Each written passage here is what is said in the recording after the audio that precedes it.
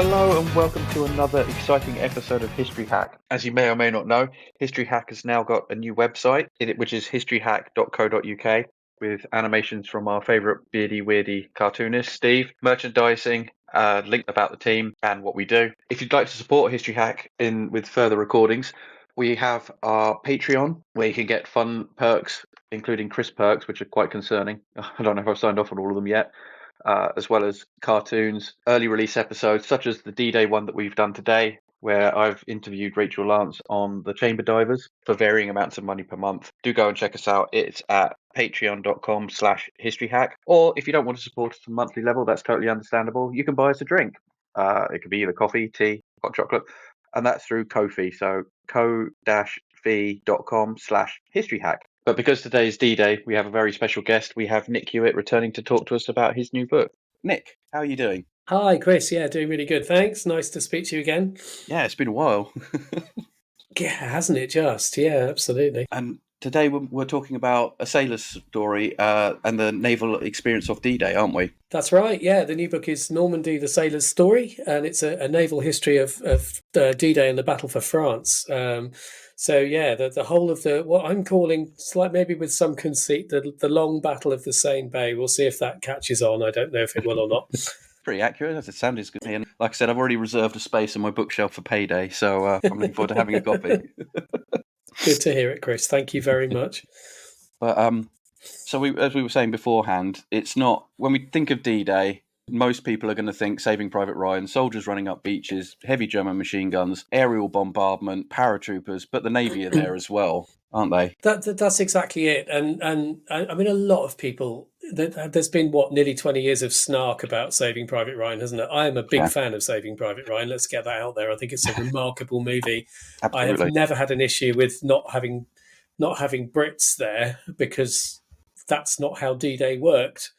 I have got an issue with the absence of the Navy, and they're not there, are they? We race ashore with Tom Hanks and his Rangers, and that's it. And actually, if you just take that one example, the US Navy destroyers and a couple of British ones, actually, but mostly American, were instrumental in saving Omaha Beach. Absolutely instrumental. And they brought ships close inshore with tremendous courage, operating in incredibly dangerous circumstances, and helped the GIs to break out of the kind of deadlock that was there and make their way up the drawers and clear the beach. So, it's a really good example of just how airbrushed out of the story the sailors have been over the years. Absolutely. And just to drop in another film, it's other films like Letters from Iwo Jima and Flags of Our Fathers actually do have the naval bombardment in it. So it's something that is lacking from D-Day. They do. And actually, I mean, this is a little bit of a rabbit hole, but this is what we do, Chris, isn't it? I think one of the things that comes out in the book a bit is, certainly for the American side, and I've tried really hard to make sure that, I'm going to say now, and probably again repeatedly, 79% of the ships at Normandy were British or Canadian, but, the Americans were there when the landings were expanded, that they were instrumental, actually. The British at that point said, we just can't do this on our own. There was a sort of political split between the US Navy and the Army. And the US Navy really kind of focused on the Pacific. And the European theatre of operations for the Americans was seen as an army theatre, and the Navy came in late.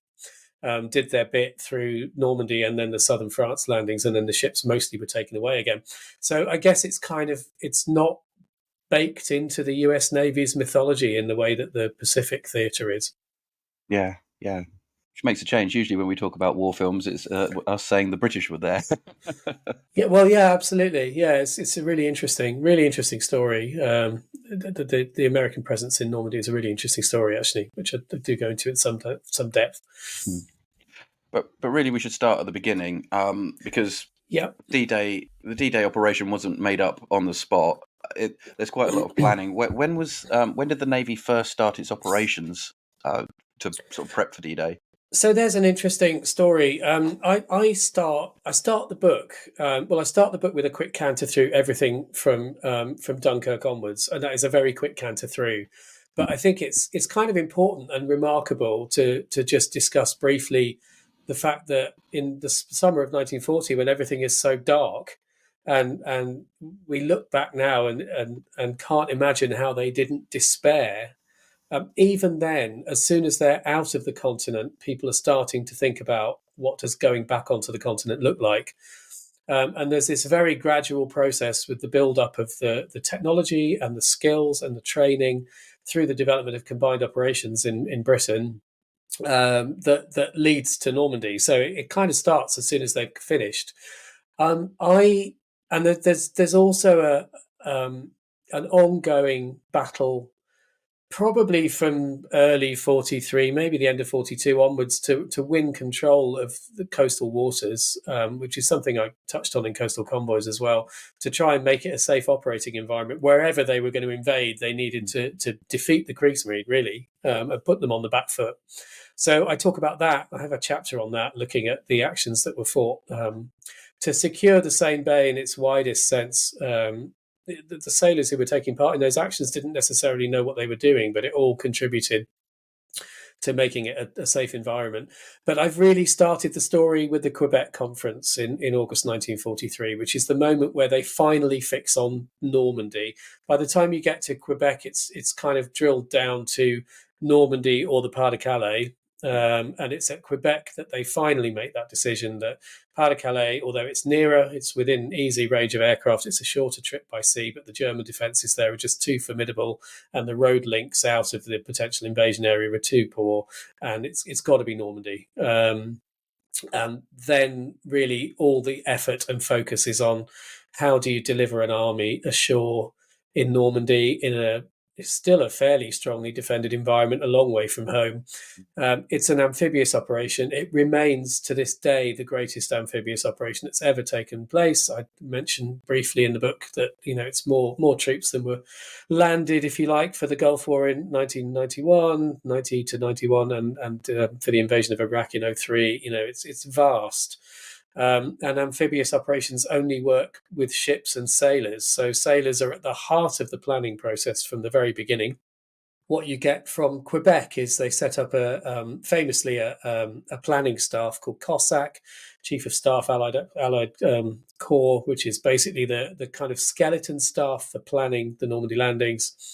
They don't have a supreme commander, but they get a chief of staff, General Sir Frederick Morgan, and he starts to sketch out what the landing looks like. It's considerably smaller. Morgan has to work with the resources that, as a relatively junior officer, he's allowed. But they are starting to look at how many ships, how many sailors, how many troops can we put ashore, what have we got? And that's really where I start my narrative.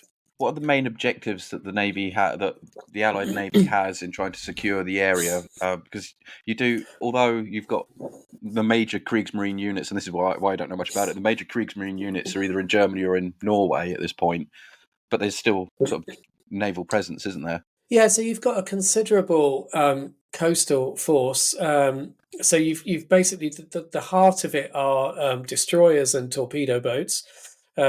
You know as well as I do, Chris, but I'm sure some of our listeners may not. What the Germans call torpedo boats are the same size as smallish Allied destroyers. They're big, capable warships. There's some of their kind of formidable, again, what gets misnamed the Narvik-class destroyers. There's some of those. Yeah. There's a lot of E-boats, which are German motor torpedo boats, and they are incredibly capable. They're fast, they're well-armed, very well built. As with so much German kit in the Second World War, they don't really have the numbers because they're incredibly well engineered, but they do have the quality. And then you've got a whole mess of other craft that would be considered coastal forces craft on the British side. So you've got armed trawlers, you've got things called R boats, which are the equivalent to British motor launches. Again, sort of small multifunction coastal forces craft. There's a lot of ships. They have an entire what they call the Kriegsmarine security forces, which is very large numbers of armed trawlers, armed landing craft, some of them quite capable craft. So although they are, as I say in the book, undoubtedly catastrophically outnumbered, they do have the advantage of the initiative. So, the Allies have to be strong everywhere. The Germans just have to come out and be lucky once. And one of the points I make all through the book, actually, is the the Germans only have to get lucky once, and the impact can potentially be strategic if they get it right. Yeah. So I've pretty much argued that I don't think the Seine Bay is a battle that the Germans could have won, but I think it is a battle where they could have scored tactical victories that could have caused setbacks to the Allies that could have then delayed the war and caused all sorts of other knock-on effects. They couldn't have won it. They could never have defeated that massive armada of over 7,000 ships that the Allies are able to put in there. No. But they could have caused a setback if they sank the right ships at the right time. And I know this is probably wandering off topic a little bit, and they kind of do, because there's that E-boat raid on I forget where it was, but there's American troops in training, and the E-boats just swooped in and sank a load. So this is Exercise Tiger, which I do talk about in the book in some detail. So I've got quite a lot of sections on. I look at the planning and the intelligence work that went on beforehand, because sailors are at the absolute heart of that, and we can maybe talk about that in a bit if you like, Chris, and the deception work that went on. I look at how they recruited and sailors, and how they got the ships, because the shortage of ships is another huge problem, and actually D-Day is delayed by a month fundamentally to get another month's worth of landing craft production. But then I also look at training, and that's where we get to Tiger. So training really is it begins with basic training for the Americans and for the Brits. I don't really look at that because there's many kind of generic histories that will cover basic training for sailors. But then you get into combined operations training. So the way that they resource the vast amounts of manpower that are required for this is pretty much, a lot of the intake, every few, you get a new intake of 18-year-olds, don't you, all the time coming through. The Navy hoovers them up, 43, 44. Most of them are going into the Navy, and they're mostly going into combined operations, and they're being shunted into landing craft. And it's a similar picture in the US. There's a kind of vast training establishment at a place called Solomon's Island, and lots and lots of young recruits go straight to the Navy, straight to landing craft. Of course, a lot of them then go out to the Pacific, but some of them come over to Europe. And then, having done that, they go through this brutal training, and I'm focusing very much on the Brits now, where they spend as much time really running up mountains in the rain and being subjected to live fire training. It's commando training, essentially, in the Scottish Highlands. And then they move on from that to being taught how to drive landing craft of all shapes and sizes. So they're going from, really the little assault landing craft, which is what we think of, the Saving Private Ryan shoebox, up to the big tank landing craft like the one I worked on for NMRN, which is, a seagoing ship capable of carrying 10 tanks with a crew of 12. And then up to infantry landing craft, landing barges, all sorts of different assault shipping. So they learn how to drive the craft, then they learn how to operate as a flotilla and how to work as a group of ships. And then gradually they start to take part in these big combined arms training exercises that are the lead up to Normandy. And they get progressively bigger. So maybe first of all they're trying out with a brigade-size landing, but then by the end of it, they're rehearsing entire assault forces. Now, Exercise Tiger is a funny one. It's the final assault exercise for Force U, which is the force that's going to hit Utah Beach. So obviously, famously, 5 assault areas, 2 for the British, Sword and Gold, 1 for the Canadians, which is Juno, and then the Americans have Utah and Omaha. Utah is added late. So when Montgomery and Eisenhower come into the senior command positions for Overlord, they immediately recognize, and again, all these people saying, Eisenhower thought of it first, Montgomery thought of it first. They're both bright men. They both recognize that this is too small, that the landing is too small. And Eisenhower tasks Montgomery when Montgomery returns to the UK from the Mediterranean to insist really that the landing has to be bigger. And Ramsey, we haven't talked about him yet, Admiral Sir Bertram Ramsey, who is the Royal Navy officer who is put in command of Operation Neptune, which is what the assault landings are called, to be his internal credit, kind of goes, okay, and gets on with it, and finds the necessary ships and personnel to make the landings to 2 beaches bigger. Utah Beach, to return to Tiger, sorry, I'm rambling a little bit. Utah Beach is the additional American beach that comes out of that enlargement of the landings. And Sword Beach is the one that's added on the British side.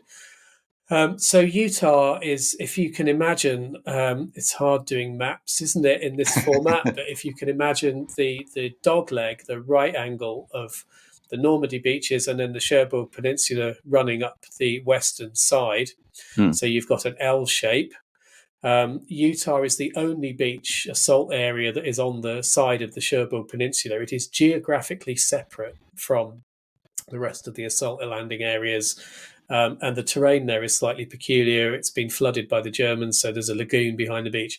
So Utah is always going to be run slightly separately. And so the 40U gets its own final assault landing training exercise called Exercise Tiger, which is run over a number of days in April 44.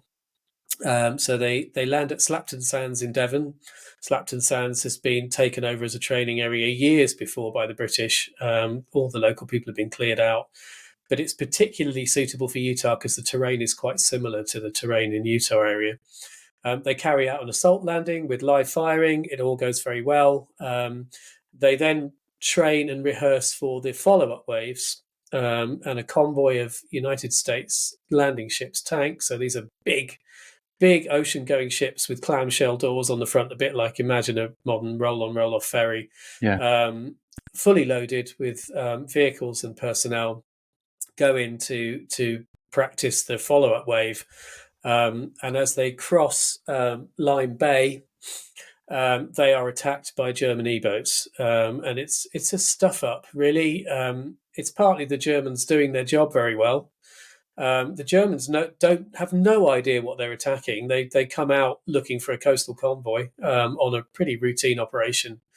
The force is, there is a distant screen that, as it turns out, is a bit thin and a bit too distant.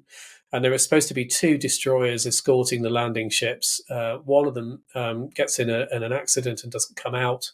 So there's just one destroyer, or one corvette actually, with them. The E-boats get among the tank landing ships. They sink 2. They badly damage another one, basically blowing the bow off it.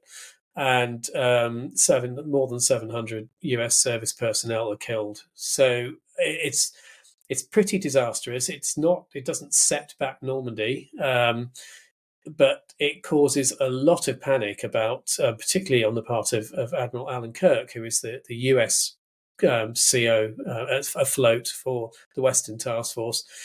He is extremely concerned about, what happens if E-boats get in amongst us on the way over for good.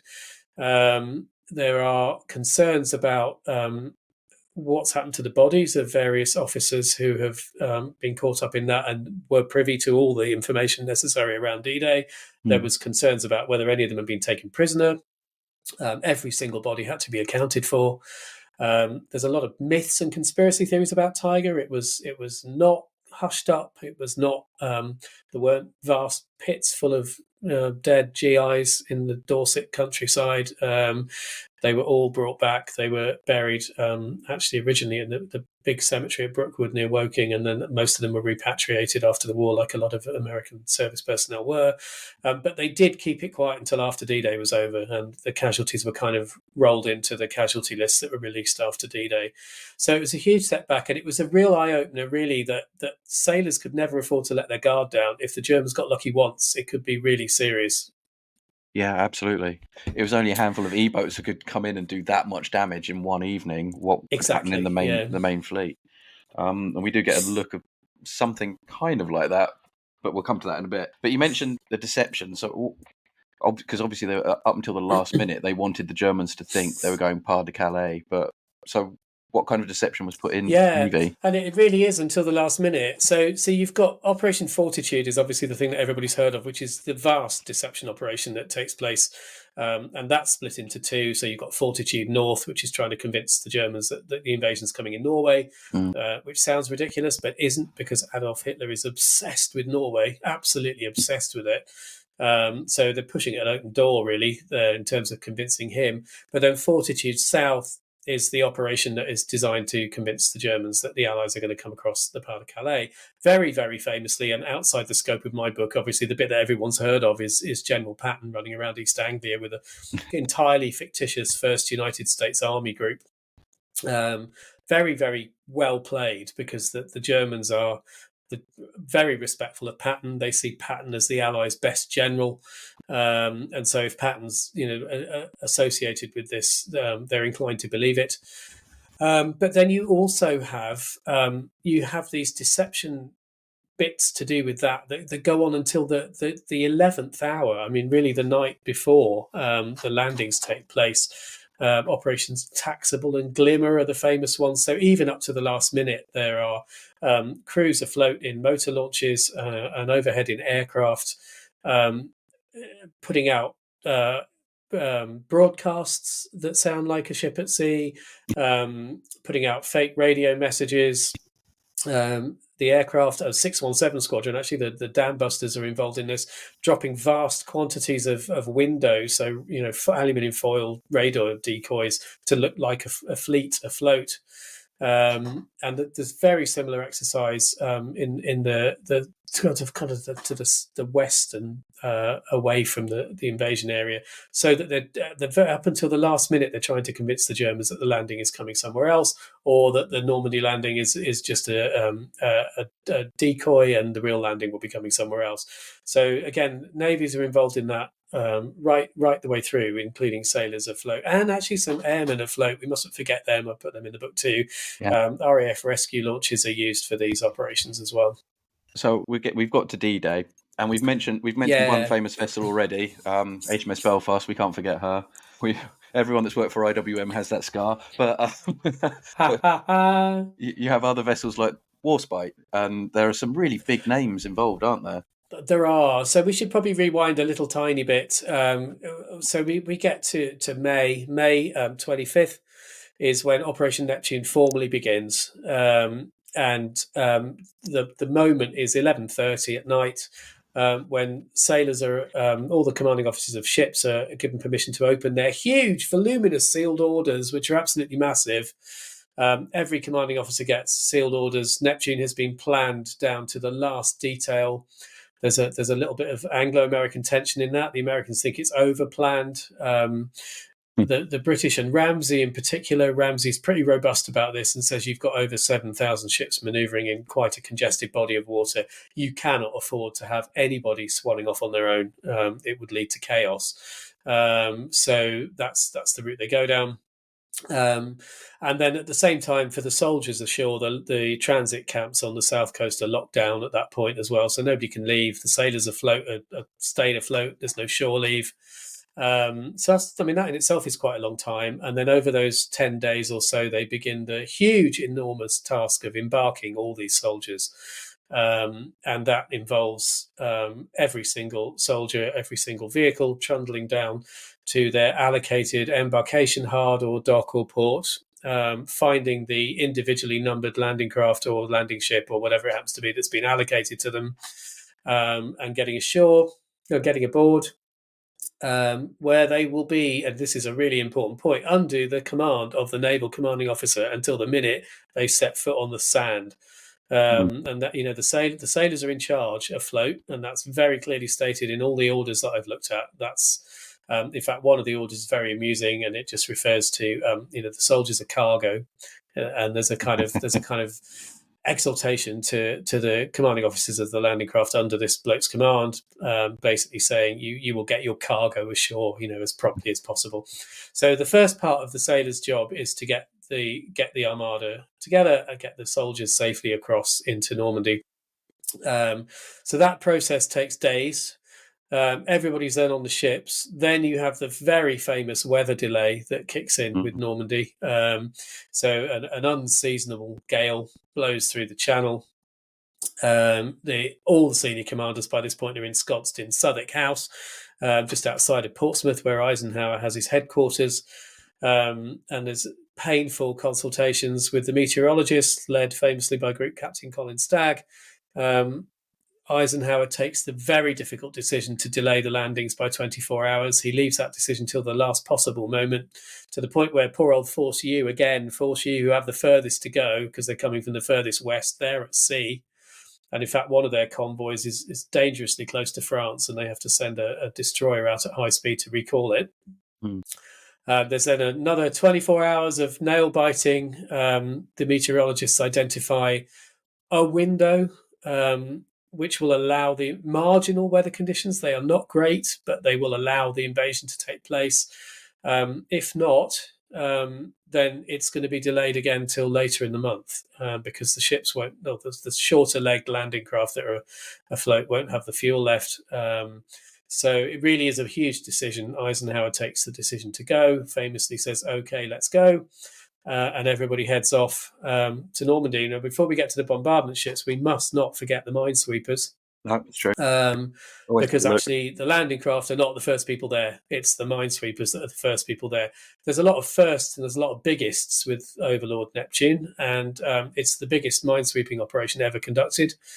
They have to sweep through the friendly. How do you have a friendly minefield? They have to sweep through the Allied minefields that are, protecting the British coast, and then they have to sweep through the German minefields that are guarding the German coastal shipping lanes on the other side. You can't do this too early because you'll give away where your invasion area is. So the sweepers go out with navigational leaders to mark the way, and they go out the night before. And they are sweeping, and then behind them come the assault waves of landing craft and the bombardment ships. Everything is planned to the letter. So each force has a bombardment area. So the minesweepers sweep 10 swept channels through the minefields, 2 for each invasion assault area.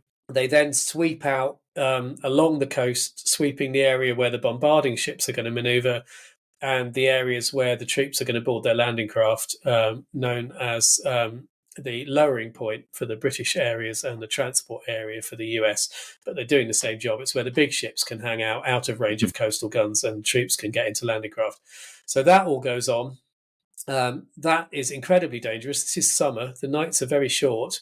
There's at least a couple of incidents where there are minesweepers manoeuvring in daylight off the coast before the assault shipping's arrived, and that's a very nervy moment for everyone. And then, of course, the assault landing craft come in, but behind them, what starts at around 5 a.m. is the bombardment. There's a lot of debate. You've probably seen it on social media, Chris. It crops up every year. Which ship fired first? We will never know which ship fired first because all of those assault areas have a different H hour because it depends on the specific tide conditions of the area they are. Broadly, the first ship to fire would have been in the west. It would have been the Americans because their H hour is earlier than the British. Yeah. But we'll never know for sure. And again, the bombardment plan, you're starting to get the picture now, is incredibly detailed and incredibly well mapped out. The big ships like Belfast and Warspite you talked about, so the battleships and the cruisers, they have allocated targets that are usually big, heavy coastal defence batteries, so German concrete bunkers with big guns in them, which have been clearly identified through aerial observation and French resistance work and all sorts of different methods. So they're targeting those. Destroyers and armed landing craft have allocated targets around smaller things, pillboxes, machine gun nests, anti-tank guns, anything that's been identified over the preceding year and a half of watching the Germans build stuff. And then they're all firing at their pre-allocated targets. They've got secondary targets, so if they can't see the first one or they think they've eliminated it, then they move on to their second one. They've got spotters overhead, some of whom are naval flyers, spotting the fall of shot. It's incredibly well orchestrated. And then the last part of the bombardment really is what they call drenching fire. It's kind of a mad minute. So all of the smaller ships, destroyers, corvettes, a few of them, coastal forces craft, armed landing craft, they kind of race in close inshore, and the plan is to just swamp the beaches with as much high explosive as they can, really just to keep the Germans' heads down. They're not going to kill anyone in a pillbox, or they'd be very lucky to.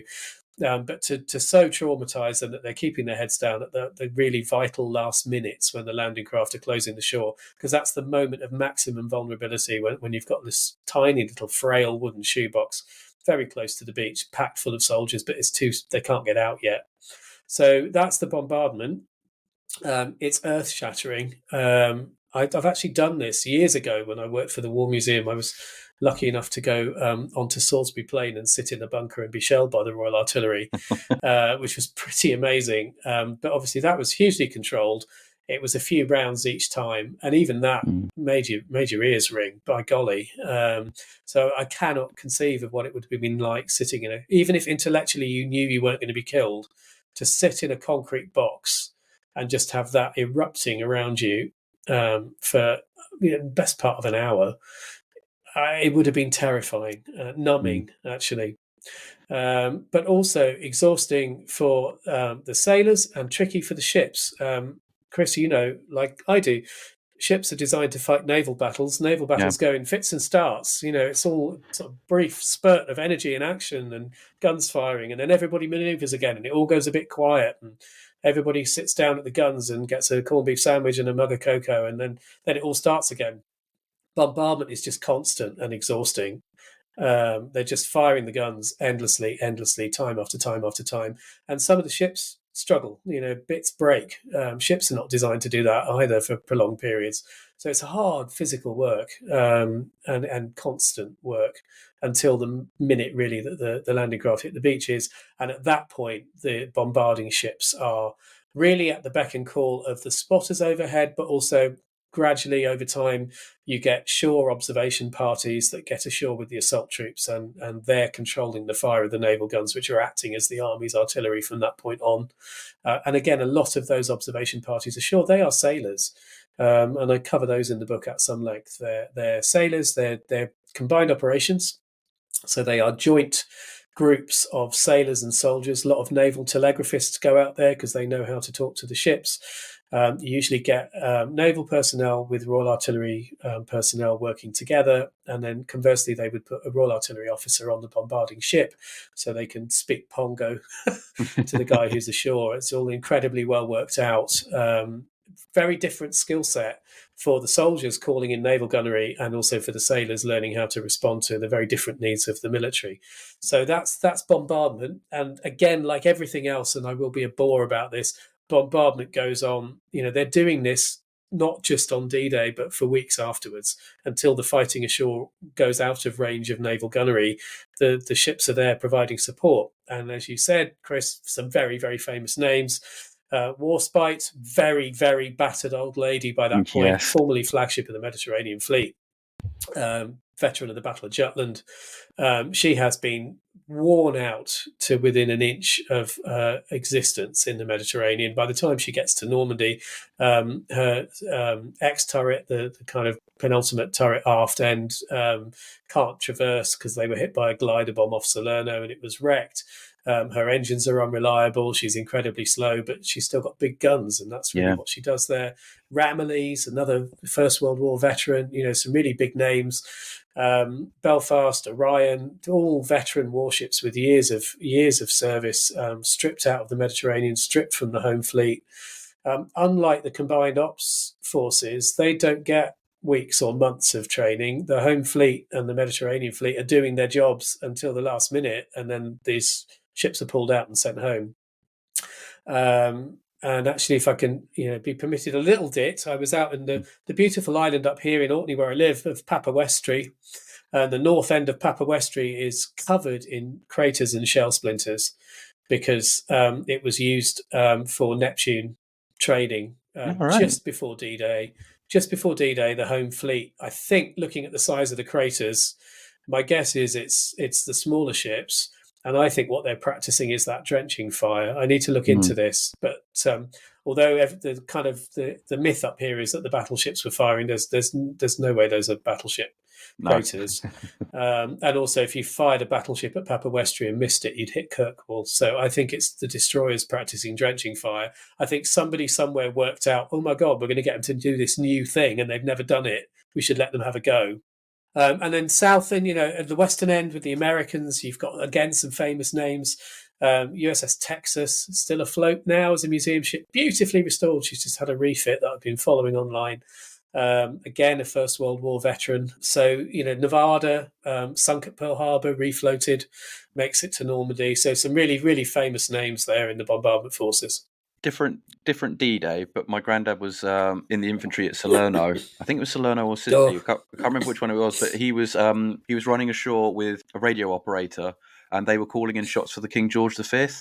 And he said that they apparently they found a German bunker. They called up coordinates, and he said he looked back over to the sea, and there were 2 puffs of like cotton wool, and then he said next thing he knew there was a loud whoosh, and he was laying on his back from the shockwave. And the bunker just disappeared. Yeah.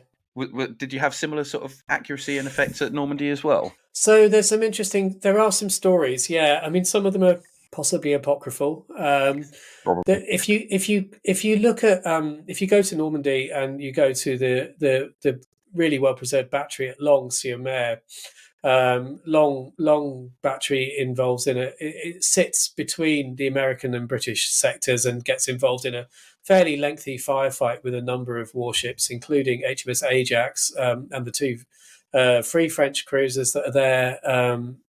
It's a naval gun battery. It's got basically what would be the equivalent to main armament from German destroyers in it. So it's quite a formidable installation. Long battery shows the effects of prolonged shore bombardment, and it's very interesting because there's a lot of dents and dinks in those bunkers. The only one that's actually got a hole in it, there's a lot of different accounts of what happened, but it seems to have been a secondary explosion, possibly from an anti-aircraft gun that was stored on the roof, that kind of blew in the roof and blew up the gun. And another one of the guns, just at the barrel, basically blew up. So it's very hard to totally destroy the really big fortified positions. If you're a German in a trench, it's not great. And again, all you're really going to do is put your head down. There are some interesting stories. I came across one guy it was too good to not be true. He was in a landing craft gun, I think, and they were describing engaging at the behest of the troops ashore, German troops in a house, and the fire instructions were basically, hit that window, then move along to the next window on the left. It was all very, very kind of weird and Hollywood. The Americans, we talked right at the beginning about the Americans at Omaha, and they are going in very, very close. And there's one of the very well documented incident that is definitely true, where the American destroyers are basically watching for the fall of shot from the American infantry and the American tanks ashore, and then are firing where the tanks are firing. Because they're so close in, they can see what the soldiers are firing at and then follow that guidance. Again, from Omaha, there's a description from one of the American destroyers of actually so eroding the cliff face beneath a German position that the German bunker fell off the cliff. I mean, again, I've not been to the site and found it. You always have to take these things, but it's quite a few people talk about it. And the really epic one that is definitely documented is... eventually, because the American sailors are so distressed at what is happening to the soldiers, Bryant, who is the Admiral Bryant, who is the American basically commanding the bombardment forces there, he puts out an instruction for all his ships to get in as close as possible and support the soldiers. And eventually you have the famous draws, the kind of little ravines that the American infantry are trying to get up to get off the beach. The USS Texas is firing her main armament, so 14-inch guns up the draws to sweep them clear. I can't begin. I've been in the draws, and I can't begin to imagine what a battleship shell was like being fired up there. So yeah, it's pretty devastating stuff. There is obviously a point where they can't use it because the risk of friendly fire is so great. Yeah. So they're using it at Omaha really probably later than they should, because the situation is genuinely desperate, and if they can't get them off that beach, they're going to lose the beach. In other areas, it starts to calm down a bit, and it becomes more measured, and it becomes fire that's controlled by these observation parties ashore working with the army, so they can be precisely certain that they're not going to land on their own side. We couldn't talk about World War II, well, any of the two major wars, without me mentioning. So, did the Germans throw the cat among the pigeons at all? Yeah, so D-Day itself takes them by surprise because of the weather, essentially, and I think this is very well covered in many Normandy books. But most of the principal senior commanders are at a training exercise in Rennes. Rommel's gone home to give his wife some shoes. Nobody will wake Hitler. So on the day, there's only two real German naval responses. One, famously, is Hoffmann's torpedo boat flotilla from Le Havre. He goes out with, I think, 3 of his torpedo boats, which are the only ones that are actually operational at that point. So he takes these, again, sort of destroyer-sized warships. Everybody says it's E-boats. All the older books says it's E-boats. They weren't E-boats. They were torpedo boats, fleet torpedo boats. And it's terribly dramatic because he takes his ships to sea. There is the Allies have laid a smokescreen on the flanks of the invasion area, so there's this murk. It's all a bit like Jutland, actually. He kind of pokes his ships through the murk, wondering what the hell's going on, and he comes out of the murk and sees I'm exaggerating now, but 7,000 ships laid out ahead of him, and thinks, what the hell? Then the entire bombardment force opens up on him. They fire their torpedoes, all of them. So they fire off, I think it's 5 per ship. I think they fire 15 torpedoes randomly at the fleet and turn around and get the hell out of Dodge. They are accompanied by a number of armed trawlers. One of them gets sunk. The torpedoes run. There is a lot of frantic manoeuvring. Ramillies has to manoeuvre suddenly. HMS Largs, their British headquarters ship, has to manoeuvre suddenly. Miraculously, the only torpedo that hits anything hits the Norwegian destroyer Svena, which breaks in 2 and sinks with pretty heavy loss of life. But she's the only ship sunk by German naval action at that end of the invasion area. At the other end, at the far end, USS Corrie, American destroyer. She's hit by a shore battery. Again, a lot of the earlier books talk about her being mined. She wasn't mined. She was hit by a coastal defence gun, which stops her. So she's stopped and smoking, which makes her a magnet for every other coastal gunner. And eventually, although they try and tow the ship out, she is lost, sinks in relatively shallow water. And sadly, we don't know his name, but one American sailor from the crew swam back to his ship and nailed the Stars and Stripes up on the mast to make the Germans think she was still afloat. Which is amazing. Love to know who he was. From the Kriegsmarine's point of view, the only other sortie is an E-boat sortie from Cherbourg in the west, aimed at the American sector, but they don't find anything and they go back. So on the day itself, it's relatively light touch, but then the Germans respond fairly quickly, and you get overnight you get the Luftwaffe. We should probably talk about the Luftwaffe a little bit. The Luftwaffe conventionally is described as a busted flush in Normandy, isn't it? It's they've been shot out of the skies. You got Pips Priller flying along the beach in The Longest Day, and there's nothing left. And in the day, that's probably fair. You've got massive Allied air superiority. It's very hard for them to pull anything together. But at night, flying at night is a great leveler. Most Allied day fighters, the Spitfires and the P-47s, they can't fly at night, really. You've got night fighters, they're twin-engined Mosquitoes. They're controlled, again, in a fantastic, developed specifically for Normandy. They have these fighter direction tenders, FDTs, which are converted tank landing ships with joint RAF and naval crews. And they're controlling the night fighters. Basically, they're vectoring them. They've got RAF and naval radar, and they're vectoring the night fighters onto targets. But it's a big sky. It's very dark. It's very hard to do that kind of work. So the Germans do come out, and they do have an opportunity to get into the invasion area.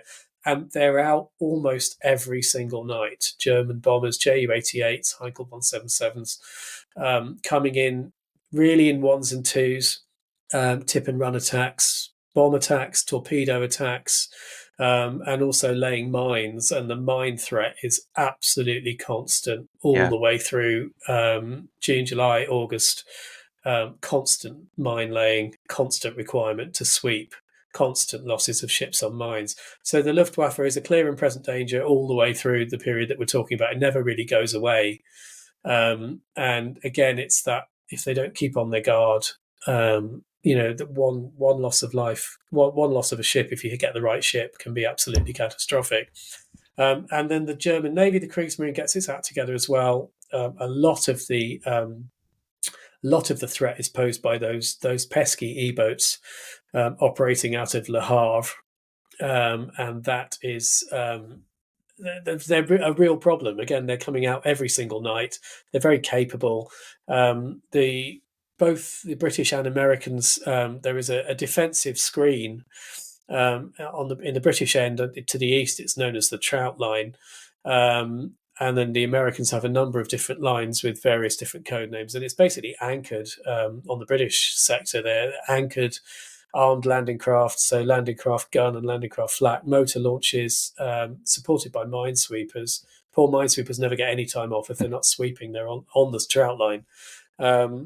Almost like a defensive wall. And the Germans are trying to get through that wall, or they're trying to get round it to the north. To get into the invasion area and sink those big transport ships. So constant action, constantly on their guard. They can never let their guard down at any point.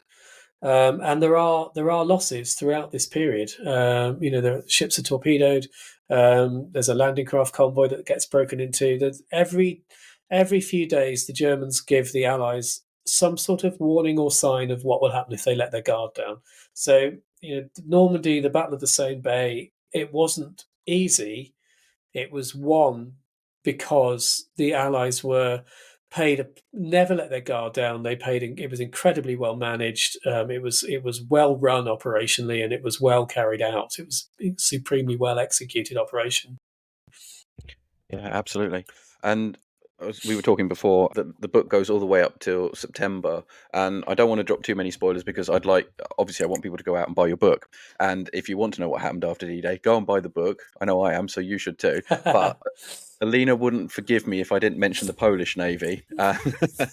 The ORP Dragon has a bit of a tragic end, doesn't she? She does. So the Dragon, she is an old ship. She is a British cruiser, formerly HMS Dragon, as in the fire-breathing monster, which conveniently in Polish translates to the man on a horse who carries a sword. So the Poles take over Dragon as part of the Free Polish Navy. The Dragon she's a poor ship, let's be honest. She is old. She's mechanically unreliable. I've looked at the reports on Dragon. Actually, so there was a litany of issues with her. But the Poles really wanted to run a large ship. They wanted to have, as part of their fleet, cruiser-sized warship. The British tried to persuade them that they could have Dragon, but maybe she'd be better running convoys across the Indian Ocean. The Poles did not want that. They wanted their flagship to be in operation against the Germans, helping to, if indirectly, to lead to the liberation of their country. So Dragon turns up as part of the bombardment force. She's involved in all the same things as Belfast and the others. She's bombarding. And what she runs into is what the Germans call their Klein Kampfverbände. So these arrive in Normandy in July and, end of June, really, 19th of June. But they consist of human torpedoes, so a little bit like the British chariots, but these are a lot more clunky. So the German human torpedoes, whose name I won't say on air because it's not a very pleasant term, no. But it's a little bit of Nazi humour, I think.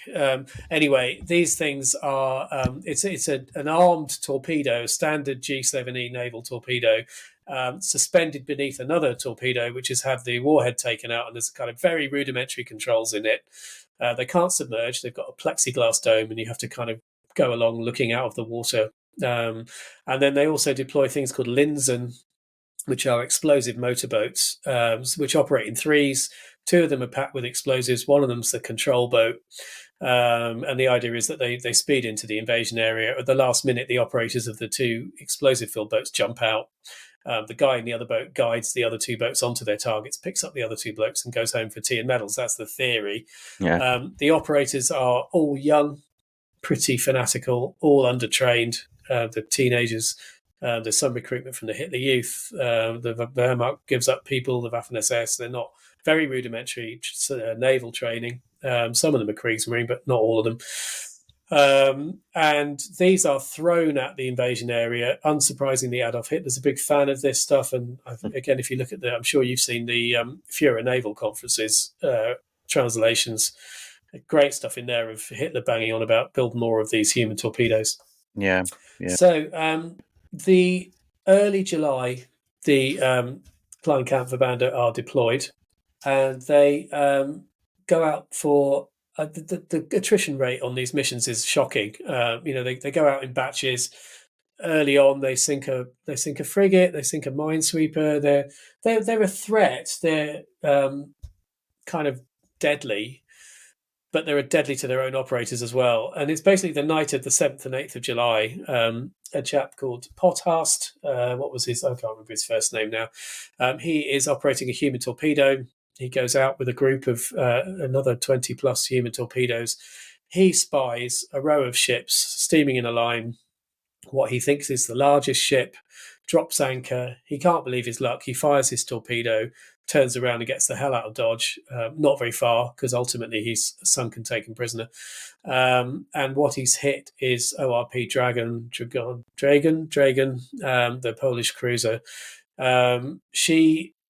It isn't immediately sunk. It rips a huge hole. In fact, if you give me 1 second, I will find I'll find the damage, because it's pretty catastrophic. So I'll just read you the section. Yeah. So Potthast's torpedo smashed into Dragon's starboard side amidships at 04:34. Smoke and flames erupted from the cruiser. All the lights went out. Telephone communications with the after part of the ship and the engine rooms was lost. The captain ordered the magazines flooded and all hands on deck except those needed for firefighting.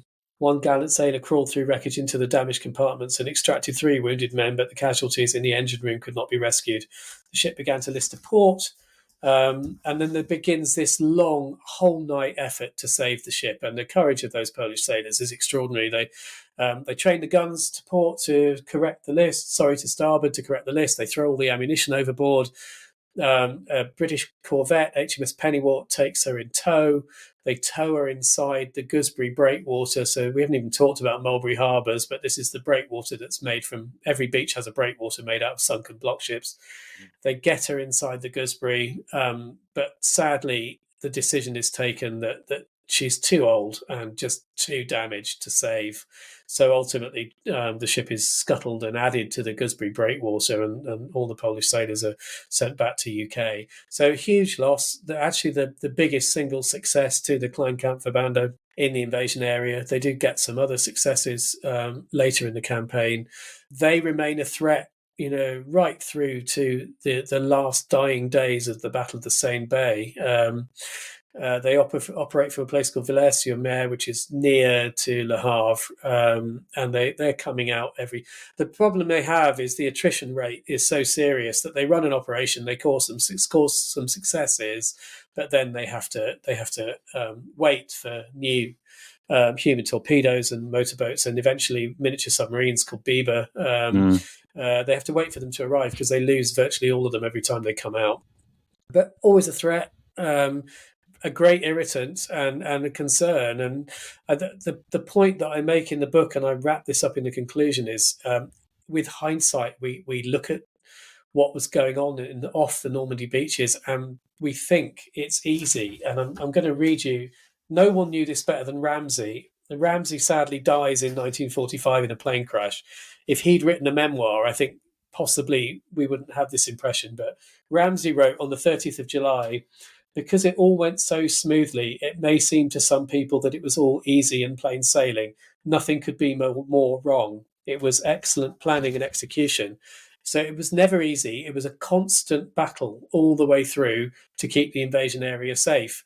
And I end it on the 12th of September, when Le Havre falls. And at that point, really, they are winding down the Seine Bay, and the ships are going elsewhere, and the Germans can't operate in there anymore, and some of the beaches are closed, and it all becomes a bit of a backwater. But up until then, there's a clear threat from the eastern flank. Even after the American army has broken out to the west and Cherbourg has fallen, the east remains a dangerous place right up to the end of the campaign. I could easily sit here for the next hour or two chatting to you about this, but I fear Alina will shoot me. Okay, we'll have to do another one. Absolutely, definitely. We should definitely we need to get together and talk about something. I mean, Jutland's soon. Definitely, we should totally do that. I'm not allowed to talk about Jutland. I upset people, but and Norway. We were going to do Norway, weren't we? Yeah, we were. We need to We'll chat later after the recording, and we'll sort something out. But we can't let you go without thanking you for coming on again. What was the last one we did? Cape Matapan. So yes, it was. Always, yeah. As always, really good to talk to you. Could you just remind everyone of the title of your book? So my book is called Normandy, the Sailor's Story, A Naval History of D-Day and the Battle for France, and it's out now with Yale University Press. And everyone should go out and buy it. Not necessarily from that rainforest-based website, because they'll only use it for evil. You can hopefully be able to get it from the History Hack bookshop. I know that's where I'll be getting it from, or Alex will shoot me. 100%. As will Nick, because with every time you buy something from our bookshop, a small amount of money goes to the podcast, and more money goes to the author than if the other website do it. I probably shouldn't name them because they'll get sued. Fabulous to hear, Chris. That's really good. Yeah, definitely get it from History Hack, or direct from the publishers is the other place you can get it. Absolutely. So thanks again to Nick for talking to us today about his new book on Normandy and D-Day. Just to remind you all, as I said at the beginning, you can support us through Patreon, patreon.com/historyhack, or buy us a drink at ko-fi.com/historyhack. And thanks again for listening. I'm now going to go and dig a hole and hide in a forest before Alina comes and gets me for having to edit 2 hour-long episodes on D-Day about boats. So I may or may not return.